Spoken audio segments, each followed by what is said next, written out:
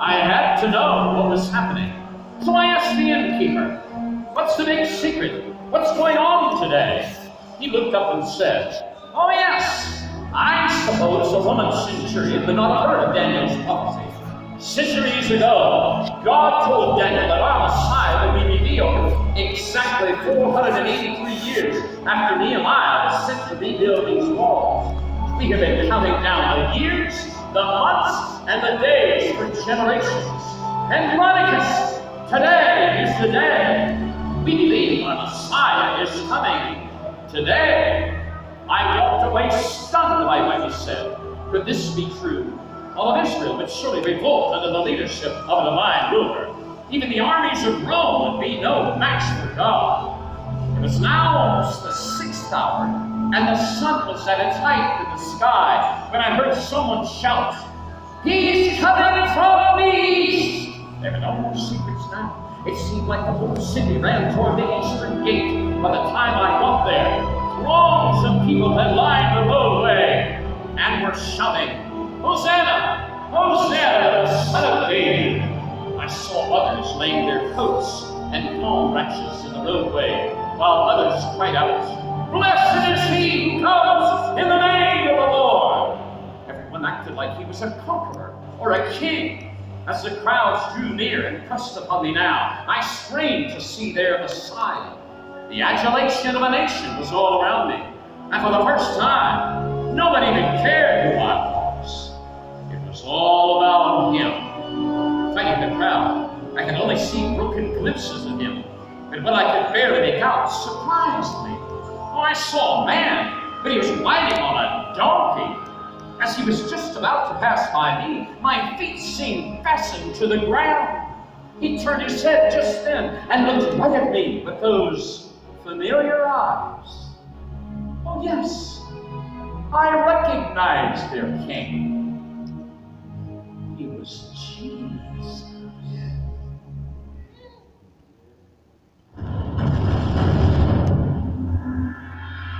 It had only been a couple of days, but the mood of the city had changed dramatically. There was no more praise of Jesus as Messiah. There was almost a sense of disappointment. I heard one man say, "Jesus is not the Messiah. The Messiah is supposed to be a conqueror of Rome." Jewish religious rulers were secretly trying to form alliances to have Jesus arrested and put to death. I will never forget the morning that I was awakened with the shouts of the people on the streets of Jerusalem. I thought they were shouting at a murderer. I leaped from my bed, got dressed, ran outside to see what the commotion was about. As I stepped around the corner, I saw Jesus. Apparently, during the night, Jesus had been arrested by Caiaphas the high priest. They had beaten him all night long, and now he was on his way to see Pilate to be tried by the Roman government. I followed the crowd in Pilate's hall. Because of my position and my relationship with Pilate, I was allowed into the hall. Pilate questioned Jesus over and over, but Jesus offered no defense for himself. Finally, Pilate went back before the people and declared unto them, "I find no fault in him." That did not sit well with the people. It just made them more angry. Pilate asked if they wanted him to release Jesus or Barabbas, and the people said, "Barabbas, a convicted thief, a liar, an insurrectionist, and a murderer." Pilate was obviously confused. In order to appease the people, Pilate had Jesus beaten again. The soldiers formed a mock crown of thorns and put it on his head. As he stood before Pilate once again, Pilate said to the people, "Behold the man!" At first I did not understand what the people were screaming, but after a couple of seconds it became clear what they were saying. They were shouting, "Crucify him! Crucify him! Crucify him!" I couldn't believe what had happened. It was almost like it was a dream. Jesus, the man that I had thrown into the fire, was hanging on a Roman cross. I made my way to the foot of the cross. He looked terrible. In fact, had I not seen him get whipped myself, I would not have recognized him. The crowd was massive. These people, who just a few days earlier had been singing the praise of Jesus, were now cheering his crucifixion, the crucifixion of an innocent man. Pilate himself admitted that Jesus was innocent. I believe that the Pharisees even knew it, but they didn't care. They just wanted him gone, and they didn't have the guts to do it themselves. It wasn't enough that they had beaten him beyond recognition. Now, as he was hanging there on the cross, they began harassing him, saying things like, "He saved others, himself he cannot save." Others said, "If thou art the Messiah, come down from the cross." I was enraged. I was on the verge of using my sword when Jesus spoke. He said, "Father, forgive them, for they know not what they do." What? I had heard him offer forgiveness to those who had been sick. I had seen him offer forgiveness to the adulterous woman. But this was different. How could he forgive these people? How could he forgive my government that beat him and nailed him to a cross? I simply did not understand. At midday, something very strange took place. The land became as dark as night.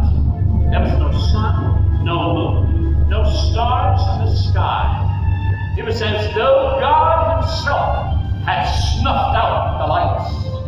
It stayed that way for 3 hours. Following the darkness, Jesus cried out, "Eloi, Eloi, lama sabachthani?" My God, why hast thou forsaken me? First, I did not understand what it meant, but it was the most desperate statement that I had ever heard. It was like Jesus had lost his most treasured possession. After he had finished his statement, there was a terrible earthquake, and then he cried out something that surprised me. He said, "Tetelestai." I knew that phrase very well. It's a cry of victory. It means it is accomplished or it is finished. I had used it many times before on the battlefield, but I did not understand how Jesus could say something like that at a time like this. Where was the victory? After he declared victory, he died. I stood there, still at the foot of the cross, amazed at the things which had happened. I thought to myself and found myself saying aloud, "Surely this was the Son of God." As I walked away from that place, I could not get away from his cry of victory. "Tetelestai." It is finished. There's a line that's been drawn through the ages. On that line stands an old rugged cross. On that cross, a battle is raging for the gain of men's souls, for its loss. On one side march the voices of evil fears, all the demons and the devils of hell. On the other, the angels of glory,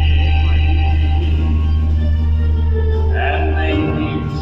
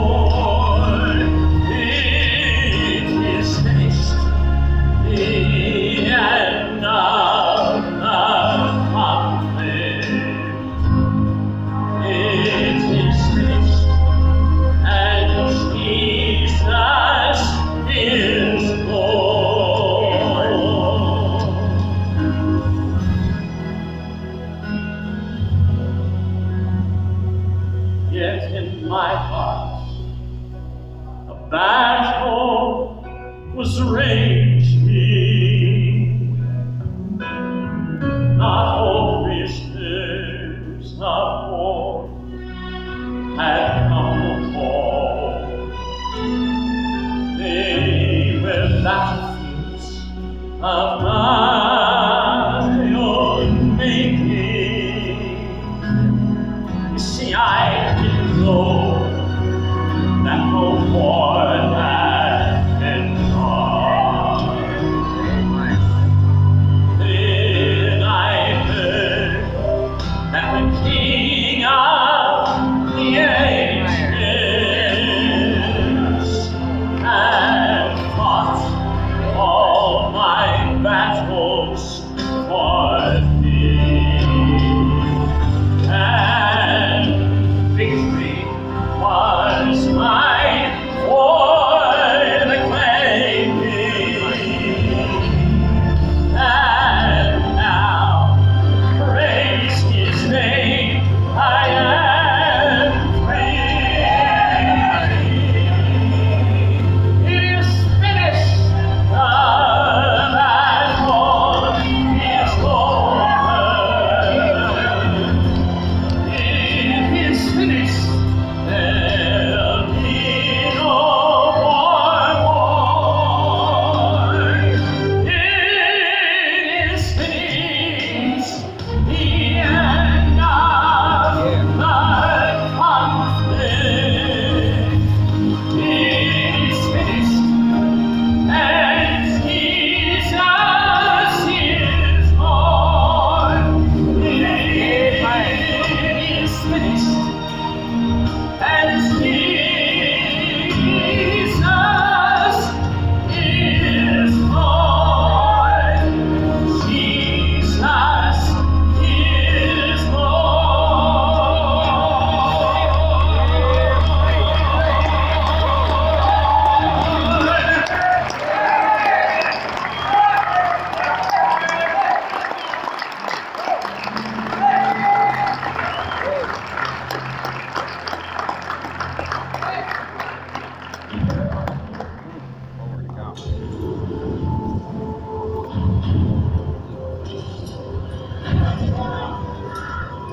Incompetence. The tomb of Jesus is empty. Never have I seen such a pathetic excuse for soldiers in all my days. All they had to do was to guard a dead man's tomb. Some are saying that the fishermen overpowered a squad of armed Roman soldiers and stole away the body of Jesus. That is ridiculous. I know Peter, James, John, and all the rest. They wouldn't stand a chance against 3 trained soldiers, much less a whole squad. That didn't happen. Others are whining that the enemies of Jesus stole away the body, but there's no logic to that, and they still would have had to get past the guards. There's a rumor going around the city that an angel knocked out the soldiers, rolled the stone away, and told the disciples that Jesus is resurrected from the grave and is alive. There's no way he could have survived. I saw him die. I've seen lots of men die, and he was dead. I had to find out what really happened. When the captain heard that I was coming to talk with him, I'm sure that he knew that his career, as well as his life, was on the line.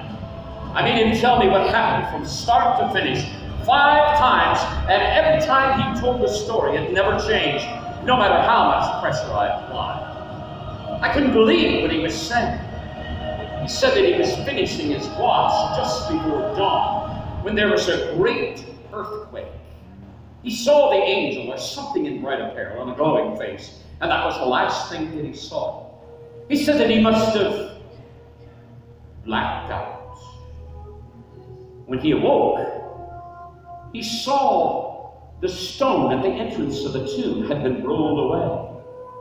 He looked inside and saw the grave clothes that had been wrapped tightly around the dead body of Jesus.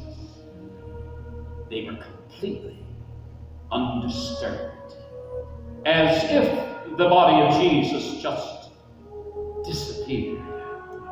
I said to the captain, You know the penalty for going to sleep while on duty, and even more allowing such defiance of the Roman Empire to take place. Why are you even still alive? This is what he said. We reported back to the high priest who sent us to guard the tomb, and I told him what I just told you. I knew that my command would have me killed. The priest gave us a lot of money and told us to never tell the real story. And in exchange, they would convince our commander to leave us alone. So that's what we did. A chill went down my spine. I believe the captain was telling the truth. I remembered him and Jesus say weeks ago that he may be crucified by wicked men, but that he had the power to take up his life again. Only God had that kind of power. Yeah. I walked away in a daze thinking, could I have been walking with the Son of God for the last 3 years? Months have now passed, and I have completed my report for season. The winter is over, and the weather is favorable for sailing. So I journeyed from Jerusalem to the port city of Caesarea to book passage on the next ship back to Rome. I have mixed emotions about giving my recommendations to the emperor. As a soldier, I believe the followers of Jesus could, in time, turn the world upside down with their beliefs. Like an epidemic, this way of salvation is sweeping through the cities of Israel and beyond. I suppose it should be stopped. However, as a personal witness, I can find no violence and no lust for power in the hearts of these converts. They work for a kingdom that they believe is in heaven and show love for one another like I have never seen before. They refuse to recant their devotion to Jesus the Christ and proclaim him to be the Son of God with their dying breath. I saw Jesus heal a leper. I watched him touch a blind man and make him see. I heard him speak a word and heal a woman that all the doctors in the land could not help. And I stood there as he called for Lazarus to come out of his tomb. Yet I am unchanged. I'm still the same empty man that I was. Someone in my position and with my good fortune should feel on top of the world, fulfilled inside. But my heart longs for the joy that I have seen in those who've committed their life to Jesus. If I had been born a Jew instead of a Roman, I would follow him too. After finishing my business with the ship's captain, I asked for the directions to the house of my friend Cornelius, who I heard was now living in Caesarea. In Rome, we were both centurions of the Italian band, Caesar's elite personal army. We were best friends in those days. Military orders separated us years ago, and I looked forward to seeing him before I sailed back to Rome. As I walked up to his house, he came running out to meet me. Andronicus! How long has it been? 5, 6 years? No, Cornelius. It's been almost 7. Who told you I was coming? It's just like the old days, huh? I could never sneak up on you. No, I was waiting on someone else. But it's so good to see you. Come on in and let me explain. We talked for a while and had some refreshments, and then he told me what had happened a few days ago. As Cornelius was earnestly praying to God in the afternoon, he opened his eyes and saw an angel in bright clothing standing right there in front of him. The angel told him that God had heard his prayer and that he should send for Simon Peter, who was living in Joppa. The angel said that when Peter comes, he will tell him what he should do. So he sent his best servants and his bodyguard to find this Simon Peter to ask him to come back with them to Caesarea. That's really who I was watching for, Cornelius said. I shook my head in amazement, and with a smile across my face, I told him, You're looking for the right man. I know, Simon. And there stood Simon Peter at the door. Cornelius jumped to his feet as we used to do when a gentleman entered the room. I was speechless and a little embarrassed to see Peter, so I just blended into the crowd in the house and just listened. Peter told everyone in the house the story of Jesus, how he had been anointed by God to heal those that were sick, went about doing good and worked great miracles in the sight of all Israel. And Peter began to explain how Caiaphas the high priest finally had Jesus arrested, scourged, and crucified on a cross until he died. Tears came to my eyes remembering that day at Calvary. All along I knew he was innocent, but I did not realize that he was the Son of God until it was too late. And Peter surprised us all when he said that he and hundreds of others had seen Jesus resurrected from the dead. Cornelius, he said, on the third day, Jesus arose, victorious over death, just like he said he would, proving once and for all that Jesus Christ is the Son of God. I always thought that Jesus only came to save Israel, which means that there's no hope for Romans like me. But just then, Peter turned, looked right at me, and said, Jesus died for everyone and arose victorious with power to forgive us of our sins. Something happened on the inside of me when Peter said it. For the first time, I understood. No, for the first time, I believed that Jesus died for me. I fell to my knees and cried out, "Dear Lord Jesus, I believe that you are the Son of God. I believe that you died on a cross for me. I believe that you arose from the grave with power to forgive me of all my sins. Please forgive me of all my sins. I'm trusting you to take me to heaven. Thank you for saving me in Jesus' name."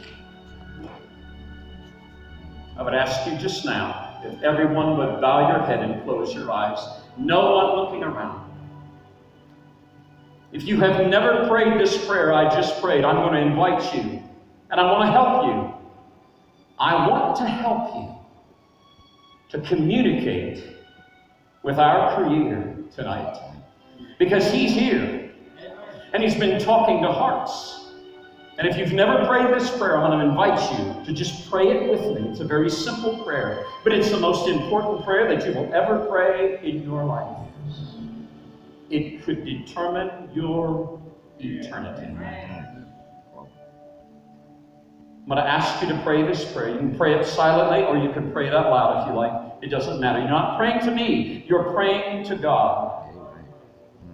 Let's pray together. Dear Jesus, I believe that you are the Son of God. I believe that you died on a cross for me. I believe that you arose from the grave with power to forgive me of all my sins. Please forgive me of all my sins. I'm trusting you to take me to heaven. Thank you for saving me. In Jesus' name. And all God's people said, Amen. This last song tells the story of a new Andronicus. Jesus came to change my destiny, and He came to change yours. How about a hearty amen?